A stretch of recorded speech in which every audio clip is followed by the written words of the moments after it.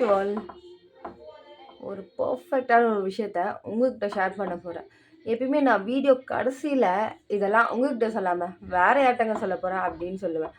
ஸ்டார்டிங்லேயே நான் சொல்லும் போது என்னோடய ஃப்ரெண்டு வந்து என்ன சொன்னாங்கன்னா, எதுக்கு தேவையில்லாமல் இது மட்டும் நீ இதை மட்டும் நீ வந்து பார்த்தீங்கன்னா கேன்சல் பண்ணிவிடு அப்படின்ற மாதிரி சொல்லுவாங்க இந்த வார்த்தையை.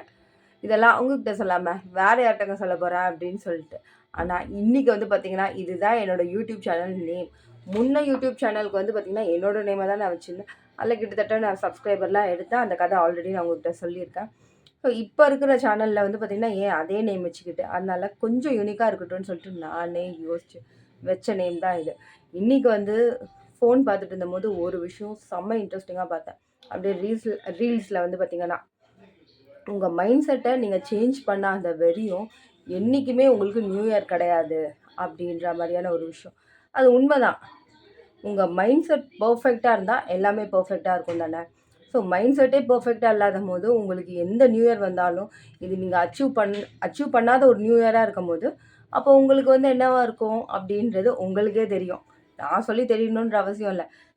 இப்படி ஆகிடுச்சே, இந்த வருஷம் இப்படி போயிடுச்சா அப்படின்னு நம்ம நினைக்கிறத விட நம்ம மைண்ட் செட் கரெக்டாக இருந்தாலே இந்த நியூ இயரும் கரெக்டாக இருக்கும் அப்படின்றது நான் வந்து இந்த ஃபெப் 3 பதிவு பண்ணுறேன்.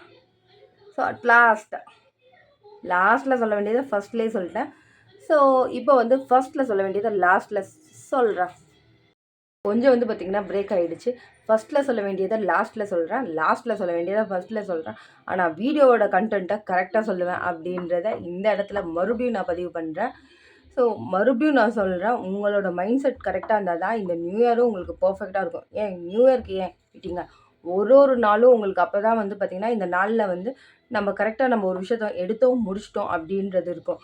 ஸோ மைண்ட் செட்டை கரெக்டாக வச்சுக்கோங்க, எல்லாமே பர்ஃபெக்டாக இருக்கும். மறுபடியும் நம்ம வேற ஒரு வீடியோவில் பர்ஃபெக்டாக டக்குன்னு சீக்கிரமாக நம்ம சந்திப்போம். டாட்டா.